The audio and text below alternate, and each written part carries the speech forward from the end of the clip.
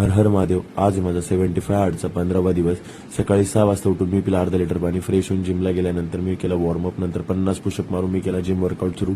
Incline chest press, त्याच्यानंतर flat Smith बार bench press, त्यानंतर standing cable crossover, त्यानंतर Peck deck fly मारून मी केला माझा वर्कआउट. एंड त्यानंतर स्ट्रेचिंग करून फ्रेश होऊन अंघोळ करून मी केलं मेडिटेशन नंतर बुक रीड केली आणि त्यानंतर ऑफिसला निघालो. इंडियन मार्केट 350 पॉईंट वर होतं बिकॉज ऑफ जीएसटी मध्ये सुधारणा झाल्या आणि ग्लोबल टेन्शन कमी झाले आणि ऑटो कन्झ्युमर शेअर वाढले. तर आज आपण माहिती घेणार आहोत पेटीएम या स्टॉक बद्दल. या स्टॉकचा आयपीओ 2150 ला आला आणि तो लिस्ट जवळपास 1600 ला झाला. Due to over valuation, losses and regulatory fears होता तो लेटेस्ट क्रॅश मध्ये 500 पर्यंत पडला होता, पण आता रिकव्हर होऊन 1150 वर आला. कॉस्ट कटिंग करून मागच्या 1 वर्षापर्यंत त्यांनी 160% रिटर्न दिलेले आहे आणि याचे फ्युचर फंडामेंटल सस्टेन प्रॉफिट आणि रेग्युलेशन वर डिपेंड आहे. Is only for educational purpose. त्यानंतर घरी येऊन मी स्टार्टअपला गेलो. सर्व कामं झाल्यानंतर गौशाळेत गेलो. गौशाळेत गेल्यानंतर मी केलं 75 हार्टचा 15वा दिवस कंप्लीट.